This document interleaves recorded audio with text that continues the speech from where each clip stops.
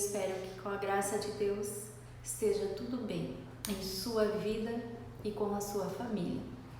Bem, no último estudo eu falei que nós estaríamos vendo agora do porquê o sofrimento existe, da onde veio tanta dor, tanto sofrimento, e nós vamos abordar este tema neste estudo de hoje. Antes de começarmos, eu te convido a orarmos. Feche seus olhos. Santo e bom Deus, que habita nos altos céus e também se faz presente em nós, através do Teu Espírito Santo, que habita em nós. Espírito de luz, de sabedoria, que ilumina nossa mente e nossa vida. Agora vamos abrir a Palavra de Deus, esse livro sagrado, e aprender mais um assunto a respeito deste mundo que vivemos e das coisas que aqui podem acontecer. Eu peço a Tua direção, Espírito Santo, que compreendamos exatamente aquilo que o Senhor deseja para cada um de nós, em nome de Jesus Cristo. Amém. Amém. Você está preparado? Você tem usado a Bíblia enquanto você ouve os estudos, acompanha os versos? Eu não dei uma introdução a respeito de como nós devemos utilizar a Bíblia, ou ensinando, por exemplo, que os números grandes na Bíblia são os capítulos, os menores são os versículos. E aí nós temos os livros, né? No Antigo Testamento e do Novo Testamento, e de que a Bíblia, ela toda se completa. Acho que você já decorou aquele verso da passagem lá de Isaías, que diz que a gente estuda a Bíblia, né? Mandamento sobre mandamento, preceito sobre preceito, regra sobre regra, um pouco aqui e um pouco ali. Então é dessa forma que nós estamos estudando os temas. Nós já abordamos o tema da morte em 3 partes, porque realmente este assunto ficou longo, muito engano foi introduzido. Fomos ensinados, às vezes, a acreditar de uma forma que não é o que Deus deixou revelado para nós. E nesse estudo de hoje nós vamos entender por que tanto engano, tanta mentira. Talvez este seja o estudo mais importante da sua vida. Se eu te perguntar sobre a existência de Deus, desde quando você tem conhecimento de que Deus existe? Ainda que alguém não acredite na existência de Deus, ele sabe que a maior parte das pessoas acredita nisso e testemunham sobre a existência de Deus. Agora, se eu te perguntar, você acredita na existência do inimigo de Deus, de Satanás? Talvez a maior parte de vocês que estejam acompanhando esses vídeos vai dizer, não, eu não acredito que exista um ser maligno. Algumas pessoas acreditam que a maldade é criação do homem, assim como o bem também. Como se esses 2 elementos, o bem e o mal, estivessem dentro do ser humano. Talvez você tenha aprendido assim. Quando a gente entende que existe um inimigo de Deus e que ele tenta ocupar o lugar de Deus em nossa vida, fica fácil entender porque existem tantas igrejas dentro de uma religião, dentro do cristianismo. Porque o engano dele virá através da igreja cristã, da religião cristã. É por isso a necessidade que temos de conhecer a palavra de Deus, porque é muito fácil ser enganado se eu não conheço a Escritura Sagrada, a palavra de Deus. Enquanto você não acreditar que Ele existe, enquanto você não souber o poder que Ele tem de manipulação na sua vida, você é facilmente enganado por Ele. Nós somos enganados por Ele. E por isso, mais uma vez, eu te peço, Continue estudando a Bíblia, a palavra de Deus. Nós precisamos conhecer a vontade de Deus para a nossa vida, porque do contrário, nós vamos ver hoje neste estudo, o inimigo vai nos enganar. E aí nós achamos que estamos agradando a Deus, andando nos caminhos de Deus, mas não estamos. Num mundo com tanta guerra, violência, terrorismo, doenças, morte, assassinatos, mentira, é difícil a gente imaginar de que isso pode ter alguma relação com Deus. Deus é retratado por sua palavra como sendo Deus de amor. Ele é infinito em graça, em misericórdia, em bondade. Deus é justiça. Como nós podemos harmonizar este mundo que tem tanto sofrimento com esse Deus tão bom que a Bíblia retrata? Seria Ele o autor de todos esses males? E se não for Ele, quem? Vamos ver pela Bíblia o que a Bíblia nos ensina a respeito do autor do sofrimento humano, de toda a dor que enfrentamos aqui neste mundo, inclusive a morte.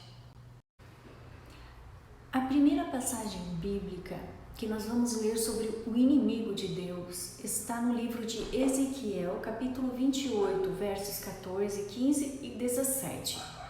E ele nos fala o seguinte a respeito de um anjo querubim. Verso 14: Tu eras o querubim, ungido para cobrir, e te estabeleci. No monte santo de Deus estava. No meio das pedras afogueadas andavas. Perfeito eras nos teus caminhos, desde o dia em que foste criado, até que se achou iniquidade em ti. Verso 17: Elevou-se então o teu coração por causa da tua formosura, corrompeste a tua sabedoria por causa do teu esplendor. Por terra te lancei, diante os reis te pus, para que olhem para ti. Até que se achou iniquidade em ti. Eu quero ler para vocês a definição da palavra iniquidade no dicionário. Caráter daquilo ou daquele que é iníquo, que é contrário a uma lei. Iniquidade é ser contrário à lei. E aqui nós estamos falando de um anjo que se encontrou iniquidade nele, ou seja, ele se colocou contra a lei de Deus. Em Isaías, capítulo 14, verso 12 a 14, diz assim: Como caíste do céu, ó Lúcifer, filho da alva, como fostes cortado por terra, tu que debilitavas as nações e dizias no teu coração: Eu subirei ao céu, acima das estrelas de Deus exaltarei o meu trono, e no monte da congregação me assentarei aos lados do norte. Subirei sobre as alturas das nuvens, preste atenção, e serei semelhante ao Altíssimo. Lúcifer quer dizer anjo de luz. A luz não era própria deste anjo, a luz vinha da pessoa de Deus. Por ele ser aquele anjo cobridor do trono de Deus, ele era um deles que cobria Deus. Então aquela luz de Deus, a presença de Deus, quando Lúcifer saía do lado de Deus e andava pelos jardins, no céu, entre os outros anjos, ele irradiava luz. Assim era Lúcifer. Nós temos uma impressão negativa a respeito deste nome. Quando nós ouvimos falar de Lúcifer, nós já logo pensamos no que ele é hoje. Satanás, diabo, antiga serpente. Mas Lúcifer não deveria ser entendido assim, como um nome tão ruim, porque realmente queria dizer que ele era um anjo de luz. Este era o nome dele antes dele se afastar de Deus, ou seja, antes de se encontrar iniquidade em seu coração. Percebam aqui, neste verso de Isaías, capítulo 14, você pode procurar aí em sua Bíblia e ler com atenção do verso 12, 13 e 14 a respeito de Lúcifer. Ele diz em seu coração que ele quer assentar-se acima de Deus e ele quer ser semelhante ao Altíssimo. Percebe aqui? Lúcifer, agora Satanás ou diabo, ele quer ser semelhante a Deus. E ele diz aqui que ele se assentaria no monte da congregação. Agora você precisa entender o que isso quer dizer. Ele está dentro das igrejas cristãs. Isso é muito forte. Às vezes a gente acha assim que Satanás, ele está no satanismo, ele está em algumas crenças, eu não vou mencionar nomes aqui, mas algumas crenças que não condizem com a palavra de Deus e a gente fica identificando ele em alguns lugares pejorativos, vamos dizer assim, que dentro daquilo que nós conhecemos, nós consideramos que ele tem um lugar lá, em outro lugar. Aí ele já conseguiu nos enganar bem, porque a Bíblia diz que ele está na congregação de Deus. Ele se assentará e ele será semelhante ao Altíssimo.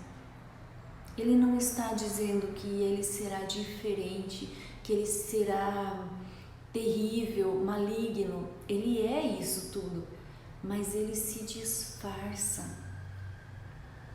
Ele se disfarça dentro da religião de Deus. Ele quer enganar a todos nós. É isso que está dizendo aqui. Ele está assentado no monte da congregação. E subirei sobre as alturas das nuvens e serei semelhante ao Altíssimo. Esse é o desejo de Satanás. Então não se assuste se você ouvir eu dizendo para você que ele pode estar na minha igreja, ele pode estar na sua igreja, a minha igreja pode ser falsa, a sua igreja pode ser falsa. Como podemos saber que a nossa igreja, aquela a qual nós frequentamos, é a igreja verdadeira? É somente pela palavra de Deus. Ela nos dá as características e também nos diz quais são os enganos de Satanás. Após se encontrar essa rebeldia no coração de Lúcifer, o anjo cobridor do trono de Deus, anjo de luz, teve uma consequência grave para ele e para os anjos que ele conseguiu levar na conversa. Sim, ele levou a terça parte dos anjos na mentira, no engano dele. Está lá no livro de Apocalipse, capítulo 12, que nós já lemos num estudo anterior, mas vamos ler de novo. E houve batalha no céu, Miguel e seus anjos batalhavam contra o dragão, e batalhavam o dragão e seus anjos, mas não prevaleceram, nem mais o seu lugar se achou nos céus. E foi precipitado o grande dragão, a antiga serpente, chamada o diabo, Satanás, que engana todo o mundo. Ele foi precipitado na terra e os seus anjos foram lançados com ele. Esse foi o resultado da rebeldia daquele anjo querubim. Ele quis se assemelhar a Deus, ele não quis mais a submissão a Deus. Ele não quis mais ser apenas uma criatura, mas ele quer ser semelhante ao seu Criador. Vejam o orgulho, a arrogância no coração de Lúcifer. Agora o diabo, Satanás, a antiga serpente e o dragão. Com essa consequência gravíssima a ele e aos seus anjos e terem sido expulsos do céu, lançados para a terra, Deus, ao criar o ser humano aqui, ele deu uma advertência para o casal lá no Jardim do Éden, Adão e Eva, o início da humanidade na terra. No livro de Gênesis, capítulo 2, verso 15 e 17, Deus fala o seguinte: E tomou o Senhor Deus o homem e pôs no jardim do Éden para o lavrar e o guardar. E ordenou o Senhor Deus ao homem, dizendo: De toda a árvore do jardim comerás livremente, mas da árvore do conhecimento do bem e do mal, dela não comerás, porque no dia em que dela comeres, certamente morrerás. Deixa eu te fazer uma pergunta. Depois de tanto tempo já, do Jardim do Éden até os nossos dias, quando Deus disse assim: Mas da árvore do conhecimento do bem e do mal não comerás, porque o dia que dela comeres, certamente morrerás. Hoje, você teria curiosidade em ter esse conhecimento a respeito do bem e do mal? Certamente que não, porque nós conhecemos a consequência. Nós sabemos o que gerou, o que trouxe para nós o conhecimento do mal. Era isso que Deus estava dizendo a Adão e a Eva, que se eles comessem, desobedecendo Deus, de que aquela única árvore, ela não continha naquele fruto uma magia que os tornaria agora conhecedores.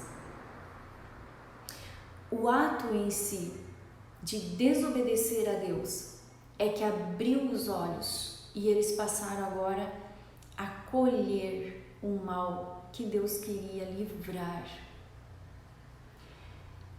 Adão e Eva comeram do fruto daquela árvore que Deus havia dito para eles não comerem, que certamente quando eles comessem daquela árvore, eles passariam agora a conhecer o bem e o mal, mas também iam morrer. Vamos ver o que a serpente falou a Eva. Nós também já lemos isso num outro estudo, mas vale a pena a gente rever esses versos. No capítulo 3, do verso 1 ao 5 diz: Ora, a serpente era o mais astuto de todos os animais selvagens que o Senhor tinha feito. E ela perguntou à mulher: Foi isso mesmo que Deus disse? Não comam de nenhum fruto das árvores do jardim? Olha como Satanás é astuto. Olha como ele distorce as palavras de Deus. Respondeu a mulher à serpente: Podemos comer do fruto das árvores do jardim, mas Deus disse: Não comam do fruto da árvore que está no meio do jardim, nem toquem nele, do contrário vocês morrerão. Disse a serpente à mulher: Certamente não morrerão. Lembram do estudo que nós fizemos? Aqui Satanás estava com outras palavras dizendo assim: mesmo que o corpo físico de vocês volte ao pó, o espírito de vocês não vai morrer. E vocês vão voltando, vão voltando, vão voltando, vão voltando. E Deus disse que vocês vão morrer. O pó vai voltar ao pó e o espírito, o fôlego de vida vai voltar a Deus que o deu. Deus sabe que no dia que deles comerdes, abrirão os olhos e vocês serão como Deus, conhecedores do bem e do mal. Não seria bom a gente ser apenas conhecedor do bem? Você sabe que é isso que nós buscamos, eu busco. A eternidade, porque lá somente o bem vai existir. Todas as consequências que o conhecimento do mal trouxe para a humanidade não existirão mais na eternidade. Nem mais doença, nem mais morte, nem mais roubo, terrorismo, violência, guerras, nada disso haverá na eternidade. Deus quer trazer de volta para os seres humanos aqui, a este momento em que um ser intruso se intrometeu na história de Deus com o homem, com a humanidade. Era para que nós estivéssemos desfrutando do Jardim do Éden, de uma vida plena, somente com o conhecimento do bem, somente com alegria, com satisfação, sem fome, sem miséria, sem morte, sem doença. Todas essas coisas fazem parte do conhecimento do mal. Vamos ver aqui a próxima passagem, a consequência quando Deus chegou até estes três que erraram. Deus disse à mulher e à serpente: eu porei inimizade entre ti e a mulher, entre a tua semente e a sua semente. Esta te ferirá a cabeça e tu ferirás o calcanhar. Quem era a serpente aqui? Satanás. Quem é a mulher representada aqui e a semente, a descendência desta mulher? A descendência da mulher retratada aqui em Gênesis capítulo 3, verso 15, é a igreja de Deus. São aqueles filhos que obedeceriam a Deus, enquanto que os descendentes da serpente são os que desobedecem a Deus.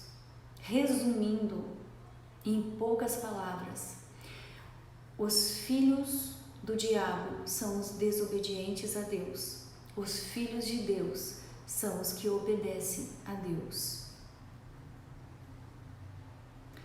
No livro do Apocalipse, a igreja de Deus é retratada como sendo uma mulher.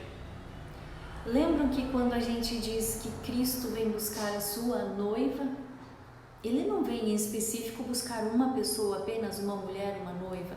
Ele vem buscar a sua igreja, que é chamada de noiva.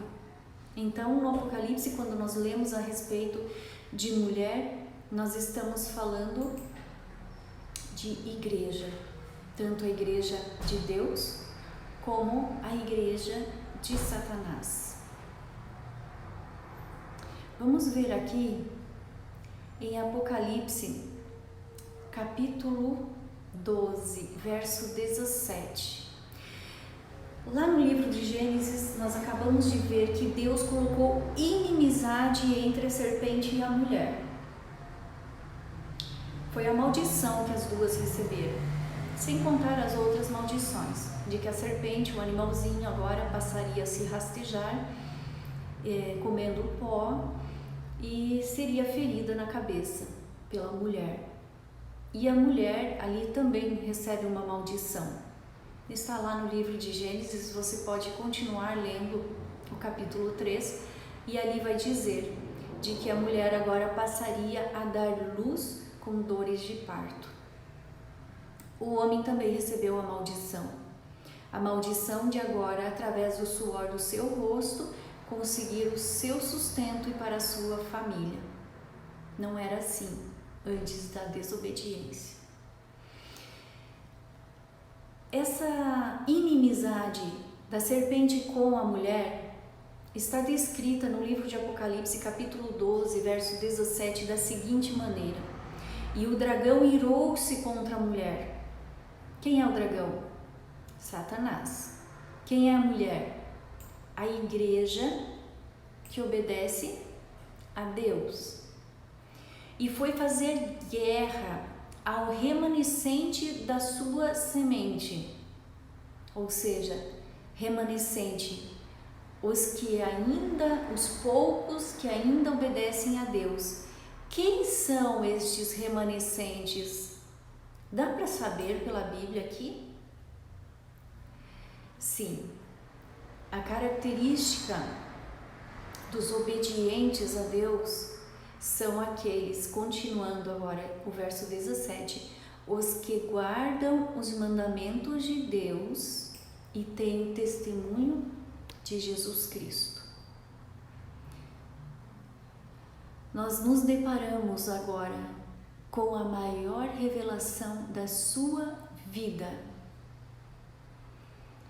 Duas características que vão nos tornar sermos o remanescente de Deus, os últimos, o restante que sobrou de toda a humanidade que serve a Deus, que obedece a Deus.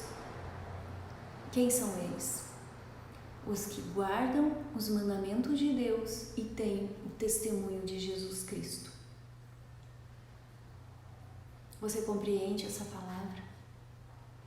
No próximo estudo nós vamos entender se a lei de Deus foi abolida na cruz por Jesus ou se ela está em vigor nos nossos dias. E me envie as suas dúvidas, as suas perguntas a respeito deste assunto. Eu quero te ajudar a entender, porque o desejo é que você seja o remanescente, que você faça parte daqueles que obedecem a Deus, aqueles que estão se preparando para viver a eternidade somente com o bem, somente as coisas boas que Deus tem para nós, livres do conhecimento deste mal, livres das consequências que esse mal trouxe para nós. Ainda que tenha sido um anjo mau que introduziu essas mentiras em nossa vida, está em minhas mãos e em suas mãos agora escolher ser obediente a Deus ou continuar sendo desobediente a Deus. Eu espero que você me acompanhe no próximo estudo sobre a lei de Deus, e eu quero esclarecer através da palavra de Deus se esta lei continua em vigor, sobre qual lei nós seremos julgados para irmos para a vida eterna ou para recebermos a condenação eterna. Acompanhe os próximos estudos. Não desanime. Continue estudando a palavra de Deus. E eu tenho uma última passagem que é de esperança, uma passagem que vai te fortalecer espiritualmente. E está lá no livro de Efésios, capítulo 6.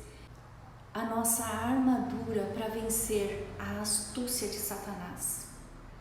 No demais, irmãos meus, fortalecei-vos no Senhor e na força do seu poder. Deus é mais poderoso que Satanás. Revesti-vos de toda a armadura de Deus, para que possais estar firmes contra as astutas ciladas do diabo. Porque não temos que lutar contra a carne e o sangue, mas sim contra principados, contra potestades, contra os príncipes das trevas deste século, contra as hostes espirituais da maldade nos lugares celestiais. Portanto, tomai toda a armadura de Deus, para que possais resistir no dia mau e, havendo feito tudo, ficar firmes. Revista-se do poder que Deus te dá contra as ciladas de Satanás.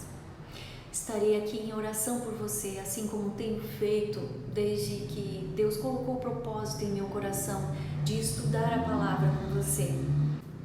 Que o Espírito de Deus encha vocês de luz, de sabedoria, de paz, de alegria durante os dias de vocês.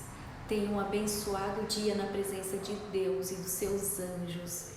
Eu oro em nome de Jesus Cristo e espero você no próximo estudo.